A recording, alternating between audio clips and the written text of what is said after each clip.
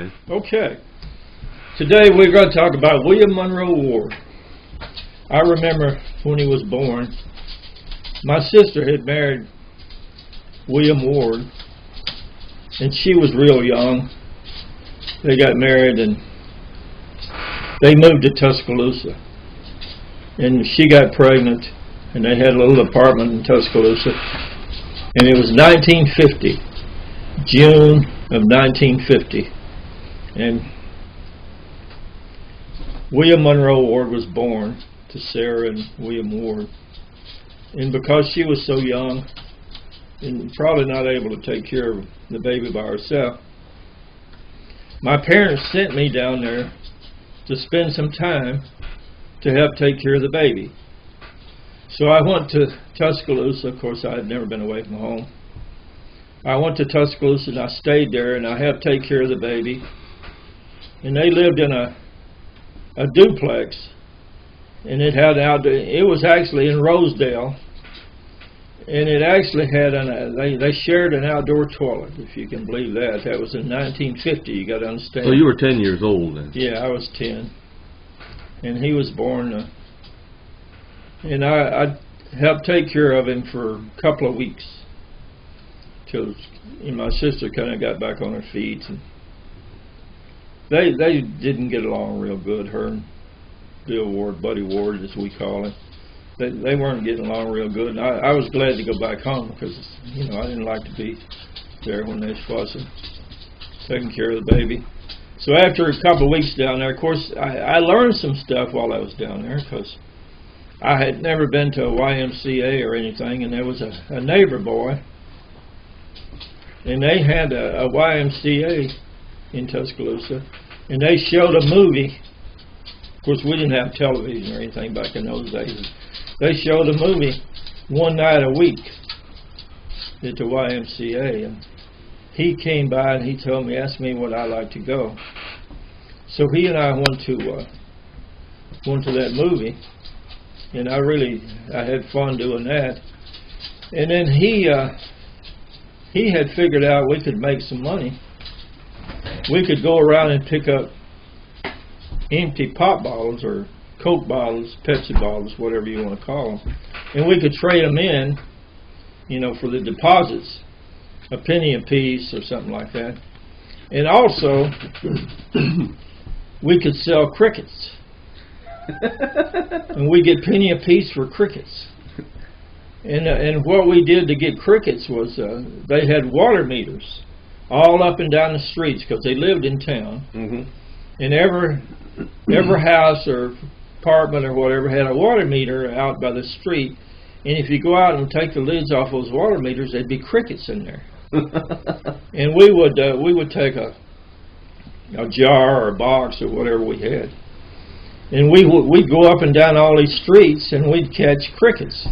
And we might get 300-400 crickets. And we get a penny a piece for them, and then we could take the bus, for 10 cents or whatever it was to ride the Rosedale bus, and we could ride that to Tuscaloosa. That's how we got to the YMCA, because it was in Tuscaloosa. Rosedale we couldn't walk there; it was out away from Tuscaloosa. We had sold enough crickets. There was a bait shop there, and we would take those crickets up there and sell them at the bait shop and get some money, and then we would have some money to chase after whatever we wanted to do. And for the couple of weeks there, that was a big deal for me because I never had an opportunity to have any money anyhow. So at the end of that 2 weeks, I went back home, went back to Vance, and continued, living in the country like we did. But it wasn't long after that to my sister. And of course, Buddy wasn't getting along. They fussing and carrying on. And she ran away with the baby. And of course, he come to our house looking for her, and we didn't know where she was. And they actually put her picture in the Tuscaloosa newspaper because she was missing. And she was gone. And she was gone for a while because him and her just couldn't get along. A lot of it had to do with her personality as a redheaded woman, and she was young and hadn't had much discipline, I think.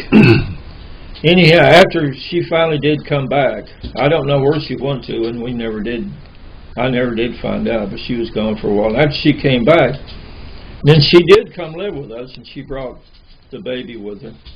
And of course, her and Buddy Ward got a divorce. And then we raised Bill Ward at our house. And of course, my brother and I, of course, we didn't have television and stuff like that, but we liked to play ball. And as soon as he was big enough, Bill Ward was big enough to walk, we had him out playing ball.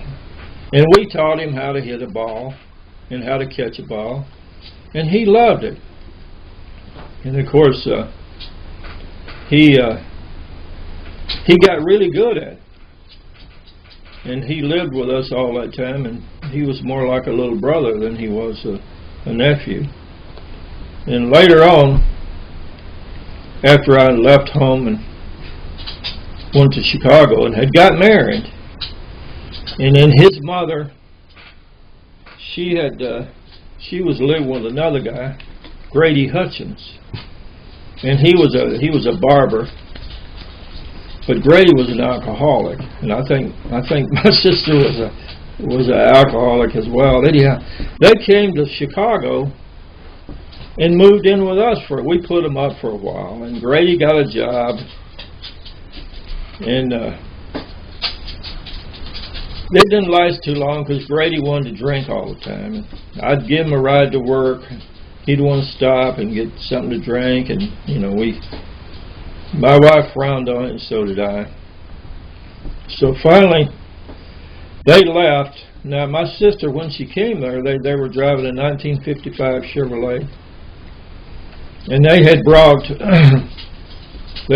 her chest, a cedar chest, that we had when she was a baby and I was a baby. We had that cedar chest in our house all that time, but she had wound up with that cedar chest.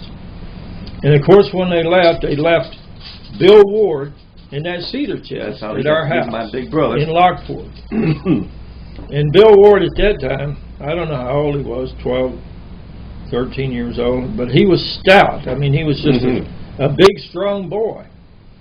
And I remember one time when the kids was playing with him, and they ran in the bedroom, and they locked the bedroom door, and he just ran up there and jerked the handle off the bedroom door because that's how strong he was. And of course, the kids loved him, but he was kind of bored, and he bought a bicycle for $5. I gave him $5 because some kid had a bicycle he was selling, and he bought that bicycle, and he would take that bicycle in the daytime, and he would go over to the hill, we call it, Fairmont. And the black kids over there, they played baseball.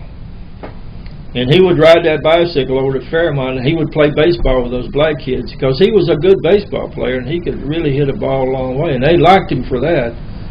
And he'd go over there and play baseball, and it was in the summertime, and he'd go over there and play baseball with them all day, and then he would come back home. And then later in the summer, he spent the whole summer with us. And he may have even went to school. Yeah, he went to Ludwig. Yeah, he went to school there 1 year. And the next year, when we went on vacation, we went to Alabama. And Buddy Ward had a sister, her name was Shirley, and she had married Robert Wayne Gaffney, and they were living in Birmingham. And we stopped at Shirley's house, and Bill Ward decided he wanted to stay there. So we left him in Alabama at that time, and of course he finally grew up in Alabama, went to school there, finished out his school, and then later on he joined the military, and he did his tour duty in the military. Vietnam. And I think he kind of liked that. And when he got out of the military, he became a coal miner. Of course, my dad was a coal miner, and his granddaddy Ward was a coal miner. And coal mining was kind of you know, a way to make a decent living. My other granddad was a coal miner too. Yeah. Right? And so he took a job as a coal miner in Brookwood, working there in the coal mines, and he really liked that. And he was making pretty good money, and he was working nights. And he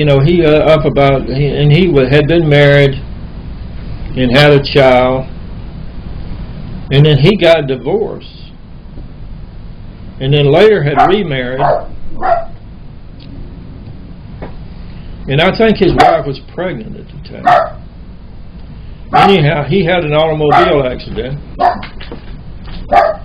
Coming home from work, he ran off the road and hit a tree. And he was just in his 30s at that time, and it killed him. And he was a big boy. I mean, when I say big boy, I mean he was a big, strong lad, you know, raw-boned kid, I always thought. And he got killed, and it was a terrible situation for him. Of course, his mother was away. She'd already, I think, moved to Houston, Texas. His sister had moved to Houston, Texas, but he did have that family. They buried him in some remote cemetery, and I couldn't find it. If my life depended on it. But did he choose that spot the week before he died? I don't remember the story there, but I know that's where they buried him.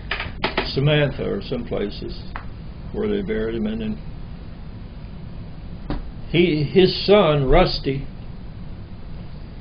didn't know his dad, but now we know Rusty, you know, and he's a big boy, and he's kind of they call him Rusty, obviously, because he's kind of redheaded, and he works at the rubber plant in Tuscaloosa, and I think he's been married a couple of times already, but he got the kind of the same personality that his daddy had. Now he never learned to play baseball, but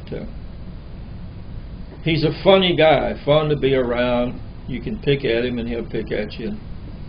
I enjoy seeing Rusty. I don't see him very often, but I enjoy that. And but that's kind of our history with Bill Ward. I remember one time when he was about 5 or 6 years old, and he had a birthday party. And there was a show on TV, you know, it's like a Howdy Doody show or something in Birmingham. And they had scheduled him to go to that TV station, you know, and as a birthday party. And he took a group of people, and they all went there, and he was on TV, and he made some funny comments about, my name is William Monroe Ward, and I'm from Vance, Alabama, you know. And he was kind of funny, and everybody got a kick out of it. But he got to go to Birmingham, and he got to be on TV. And at that time, we actually did have a TV. At that time, we had got a TV. That was about 1955 when he did that, and it was. You had a TV advance? Yeah, we had a TV. We had bought a TV. My dad had. So you finally got electricity in there? We had electricity in a TV, but not long after that, you know, 1956, February 56 is when my mom passed away, and of course, Bill went to live with his mother and his stepfather, mainly Tubbs, and then they had a daughter, Linda. And I was trying to go to school and take care of my mother and all that, and that wasn't working out real good.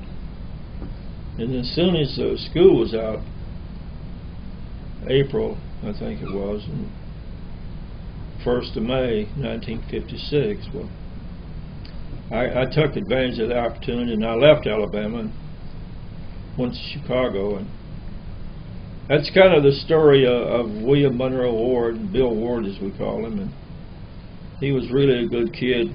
We missed him. He was so polite and good to everybody. It was a shame that you know, his life was cut short, because I'm sure a lot of people would enjoy being around him. All right.